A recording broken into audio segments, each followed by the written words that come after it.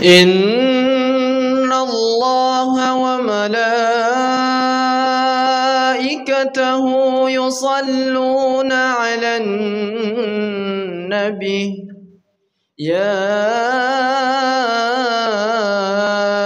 أيها الذين آمنوا صلوا عليه وسلموا تسليما اللهم صل وسلم وبارك على أشرف الأرض والعجم وإمام مكة والمدينة والحرم سيدنا ومولانا محمد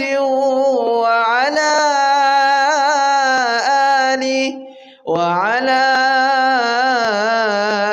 آله وصحبه وبارك وسلم وزده يا رب شرفا وكرما ومحابة وتعظيما.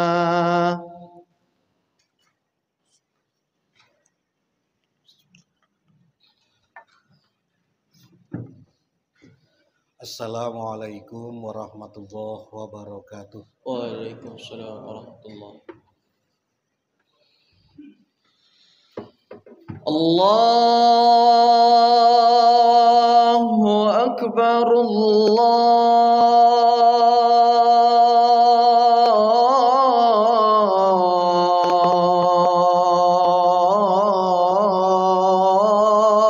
Allahu Akbar.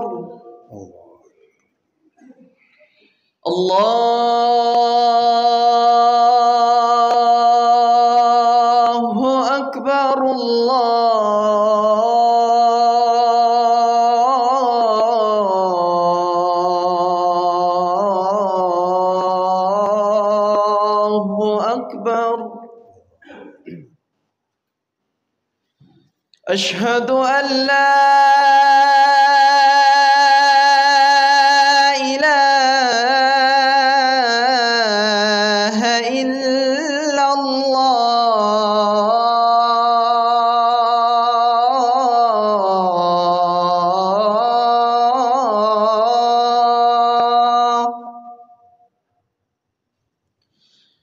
أشهد أن لا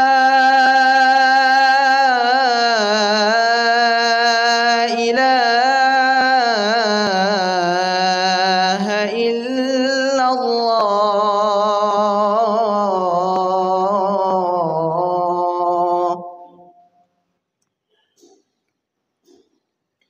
أشهد أن محمد رسول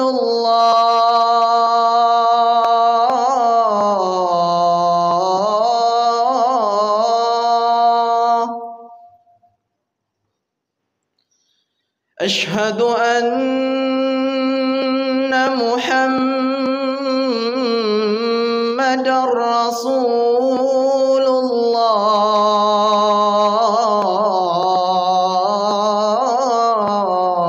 الله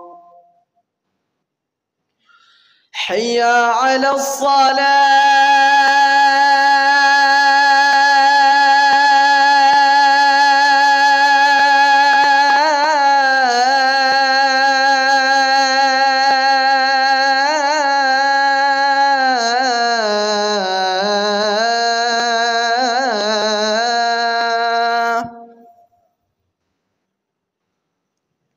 حي على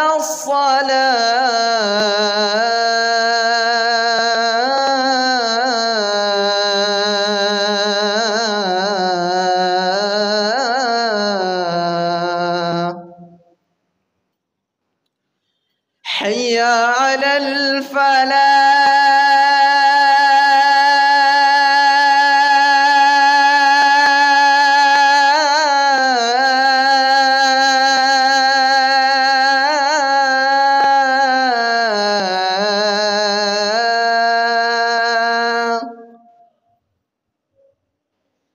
حي على الفلاح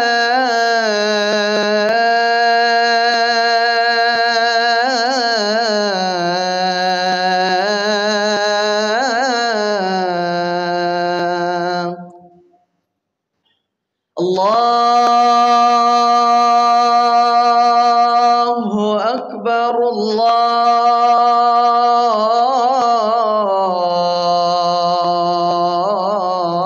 الله أكبر لا إله إلا الله.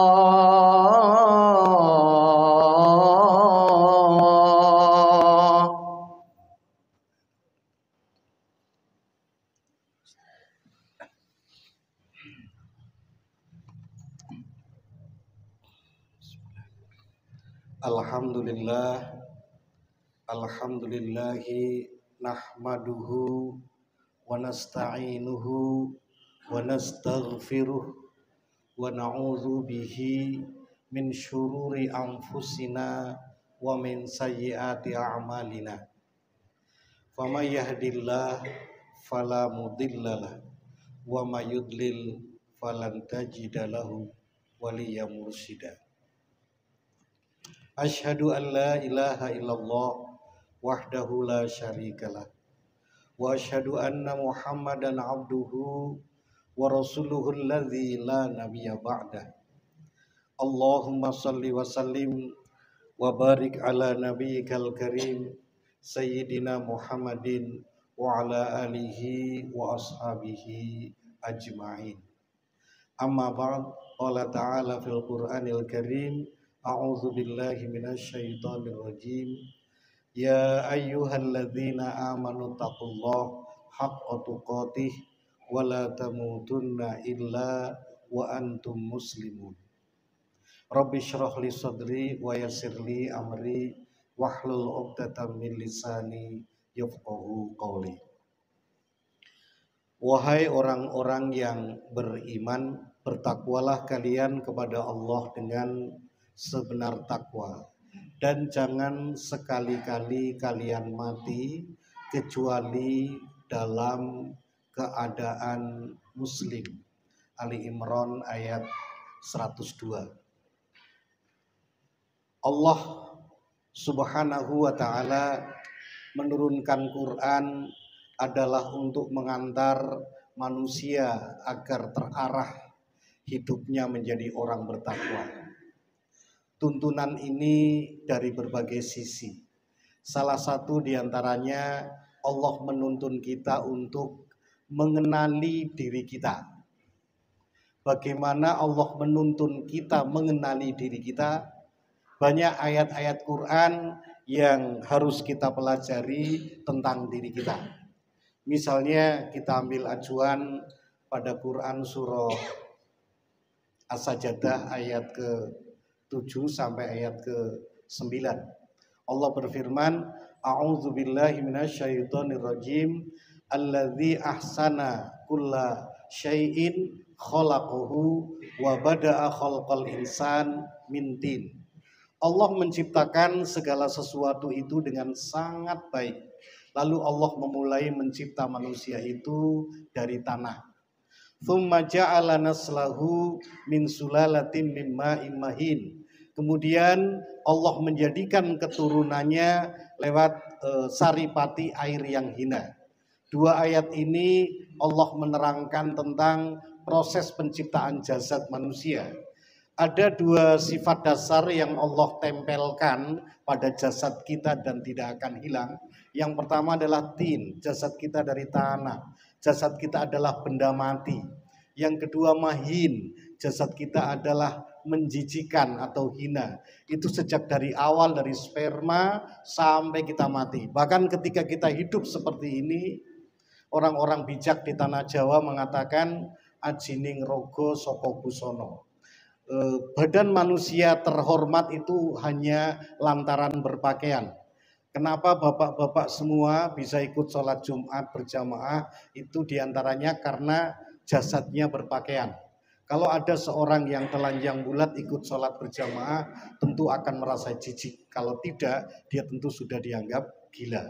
Seperti itu. Sampai ketika mati, jasad kita pun menjadi tetap menjijikkan, bahkan tambah mengerikan. Ya. Sehingga tidak ada anggota keluarga kita yang mengizinkan anggota keluarganya yang meninggal untuk tetap di kamarnya sampai seminggu misalnya. Segera akan dikuburkan, seperti itu. Pada ayat ke-9 Allah menyatakan tsumma sawahu wa nafakha fihi min ruhihi. Kemudian Allah menyempurnakan jasad itu, lalu Allah meniupkan ruhnya. Wa ja'ala lakumus sam'a wal absara wal afidah. Dengan ruh itu Allah menjadikan untuk kamu pendengaran, penglihatan dan hati. Qalilan ma tashkurun, sedikit di antara kamu yang bersyukur. Di sini Allah Subhanahu wa taala menyatakan dengan ruh itulah manusia bisa mendengar, manusia bisa melihat. Kalau jasad punya telinga, maka ruh punya pendengaran. Jasad punya mata, maka ruh punya penglihatan. Seperti itu. Sehingga kalau orang ruhnya telah kembali kepada Allah Subhanahu wa taala, biar matanya masih utuh, telinganya masih utuh, kakinya masih utuh, tidak bisa bermanfaat semuanya. Tidak bisa jalan, tidak bisa mendengar, tidak bisa melihat. Karena hakikat kegiatan jasad kita itu karena ada ruh di dalamnya. Qalilan ma tashkurun, sedikit yang bersyukur. Berikutnya Allah menyatakan juga bahwa jasad ini menuntut untuk dipenuhi kebutuhannya. Kecenderungan untuk memenuhi kebutuhan jasad kita disebut syahwat. Ruh kita juga menuntut untuk dipenuhi kebutuhannya. Kecenderungan memenuhi kebutuhan ruh kita namanya fitrah. Syahwat itu tertuang misalnya dalam Al-Quran surah Ali Imran ayat 14. Allah berfirman, zuyyina linnasi hubbu syahwat. Manusia dihiasi rasa cinta syahwat. Ya, syahwat merupakan kecenderungan keduniaan secara umum.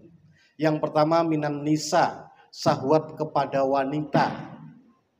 Laki-laki cenderung kepada wanita, wanita cenderung kepada laki-laki. Yang kedua al-banin, anak-anak, atau kalau lebih diperluas lagi anak buah. Manusia cenderung kepingin menjadikan semua orang menjadi anak buahnya, sehingga dia menjadi orang yang paling tinggi atau syahwat kekuasaan. Berikutnya wal qanatir, syahwat kekayaan. Qanatiril muqantarah, kekayaan yang berlipat-lipat. Minadz zahabi wal fiddati, emas, perak, katakanlah dinar, dirham, kalau sekarang mungkin ya bisa dolar, rupiah, begitu ya. Orang akan hidup untuk mengumpulkan kekayaan itu. Wal khayli, kuda, alat transportasi. Wal an'ami, katakanlah peternakan. Wal harsi, perkebunan. Ya, ini semua merupakan kecenderungan syahwati. Dzalika mataul hayati dunya, itulah kesenangan hidup duniawi. Berikutnya, ruh kita itu menuntut untuk dipenuhi kebutuhannya. Kebutuhan ruh kita adalah fitrah. Kebutuhan yang paling asasi pada ruh kita adalah ketemu dengan Allah. Dalam Quran surah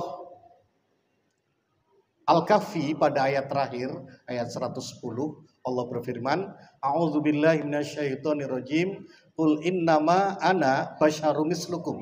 Katakanlah, saya ini Nabi Muhammad adalah manusia persis seperti kamu. Yuha ilayya, hanya bedanya saya memang diberi wahyu. Annama ilahukum ilahu wahid, bahwa Tuhanmu adalah Maha Esa.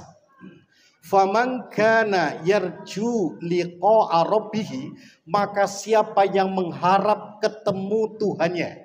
Nah, ini jadi kebutuhan ruh kita adalah ketemu Tuhan. Rabbih, Allah mengatakan Rob. Agar mudah difahami, maka sebenarnya kita rasakan keinginan untuk jumpa Rob itu. Sifat rububiyah Allah teteskan kepada kedua orang tua kita ketika mengasuh kita, merawat kita saat masih kecil. Kama robbayani shaghira. Maka ketika kita sudah tua seperti ini dan masih ada dua orang tua yang sudah sangat renta, maka keinginan kita untuk ketemu dengan mereka merupakan sesuatu yang sangat kuat sekali, menjadi dorongan dalam diri kita. Kita bisa melihat menjelang lebaran misalnya, orang kepingin ketemu dengan orang tua itu sangat kuat sekali. Berapapun harga tiket akan dibayar, yang penting bisa ketemu dengan orang tua. Biasa disebut dengan mudik. Itu tidak ada yang mampu melawan kekuatan itu. Nah, itu baru orang yang ditetesi sedikit sifat rububiyah Allah. Bayangkan kepada Rob yang hakiki, maka sebenarnya hidup ini adalah dalam kerangka perjalanan untuk ketemu dengan Tuhan. Kalau kita ketemu dengan orang tua yang sudah 10 tahun tidak ketemu, begitu ketemu kita akan bahagia sekali. Bahkan mungkin kita akan memeluknya, menangis selama kira-kira sampai 10 detik. Pelukan 10 detik itu kadang dibiayai berjuta-juta rupiah, mungkin ditenagai berhari-hari, mungkin dipersiapkan bertahun-tahun untuk sebuah pertemuan. Hakikat hidup di dunia adalah perjalanan berhari-hari, bertahun-tahun, ditenagai begitu lama dalam kerangka sebuah pertemuan. Faman kana yarju liqa'a rabbih. Siapa yang mengharap ketemu Tuhannya. Lalu apa yang harus dilakukan untuk bisa selamat ketemu Tuhan? Ada dua. Falyamal amalan solihan. Yang pertama adalah amal soleh. Yang kedua, wala yusyrik bi'ibadati rabbih ahada. Beribadah kepada Allah dengan tidak musyrik. Apa itu amal soleh? Amal soleh adalah bekerja, beramal berdasar sifat-sifat ketuhanan yang ada pada diri kita.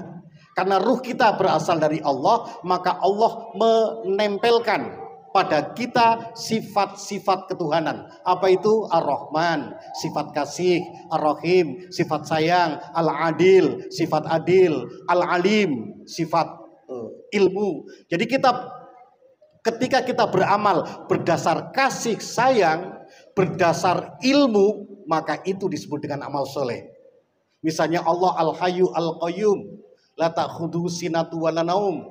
Allah tidak ngantuk, tidak tidur. Maka ketika beramal dengan sifat kewaspadaan, tidak tidur, ya, itu juga amal soleh. Berikutnya yang disebut amal salah adalah amal-amal yang berlandaskan sifat setan.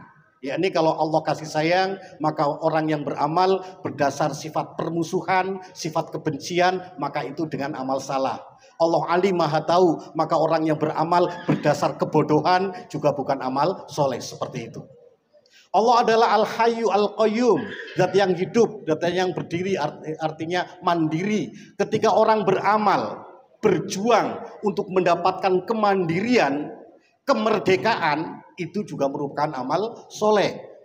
Nah, ketika orang beramal soleh seperti itu, tetapi tidak beribadah, itu juga tidak sampai kepada Tuhan. Kalau orang beribadah, sholat, zakat, sholat, puasa, dan lain-lain, tetapi tidak beramal soleh, juga tidak sampai kepada Tuhan. Misalnya Allah berfirman, Ara'aital ladzi yukadzibu biddin. Ya. Apa kau lihat orang yang mendustakan agama? Fadzalikal ladzi yad'ul yatim wa la yahuddu 'ala ta'amil miskin. Orang yang mendustakan agama adalah orang yang tidak tahu menau terhadap anak yatim, tidak tahu menau terhadap orang-orang miskin. Membiarkan orang miskin, membiarkan anak yatim, mereka terlantar hidupnya. Meskipun kita sholat misalnya, fawailul lil musallin, sholatnya juga menjadi percuma saja, seperti itu. Jadi falyamal amalan solehan, melakukan amal soleh ditambah ibadah, itu sifatnya simultan, dua-duanya dilakukan. Itulah yang disebut dengan peradaban. Jadi peradaban Islam adalah bagaimana orang bisa beramal dengan penuh kasih sayang, beramal dengan ilmu yang tinggi, beramal dengan kebijakan dan sebagainya, dan semua dalam kerangka menghamba kepada Allah. Itulah yang disebut dengan peradaban. Kepada hal itulah kita harus memperjuangkannya. Terakhir barangkali kita mendengar di media hari ini bagaimana teman-teman kita di Palestina berupaya untuk mandiri, untuk merdeka, itu adalah dengan amal soleh, dengan perjuangan. Di samping mereka semua beribadah pada Allah Subhanahu Wa Taala, ya, walaupun harus gugur nyawa dan lain sebagainya. Dan kita sebagai seorang Muslim, ya, kita mendoakan, ya, semoga kita semua dan mereka semua tetap berada pada jalur perjuangan yang benar sehingga sampai kepada Allah dengan selamat. Barakallahu li wa lakum fil Qur'anil Karim wa nafa'ani wa iyyakum bima fihi minal ayati wa dzikril hakim innahu huwal barru ghafurur rahim. Allahumma salli wa sallim wa zid wa an'im wa tafaddal wa barik بجلالك وكمالك على أشرف عبادك سيدنا ومولانا محمد وعن كل الصحابة أجمعين.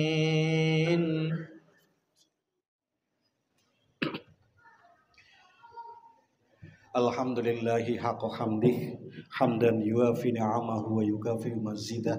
Asyhadu an la ilaha illallah wahdahu la syarikalah wa asyhadu anna Muhammadan abduhu wa rasuluhu alladzi la nabiyya ba'dah. Allahumma shalli wa sallim wa barik ala Muhammad wa ala alihi wa ashabihi ajmain. Amma ba'd. Qala ta'ala fil Qur'anil Karim, a'udzu billahi minasyaitonir rajim. Ya ayyuhalladzina amanu taqullaha haqqa tuqatih wa la tamutunna illa wa antum muslimun. Wa'lamu ayyuhal mu'minun annallaha ta'ala shalla ala nabiyhi qadima wa bada'a bi nafsihi ta'lima. Wa qala ta'ala innallaha wa malaikatahu yusholluna 'alan nabi. Ya ayyuhalladzina amanu shallu 'alaihi wa sallimu taslima. Allahumma shalli wa sallim wa barik ala Muhammad wa ala alihi wa sahbihi wa tabi'in wa tabi'in tabi'in wa man tabi'ahum bi ihsan ila yaumiddin bi rahmatika ya arhamar rahimin. Allahumma ighfir lil muslimina wal muslimat wal mu'minina wal mu'minat al ahya'i minhum wal amwat innaka sami'un qaribun mujibud da'wat wa ya qadiyal hajat. Rabbana zalamna anfusana wa illam taghfir lana wa tarhamna lanakunanna minal khasirin. Rabbana atina fid dunya hasanah wa fil akhirati hasanah wa qina adzabannar.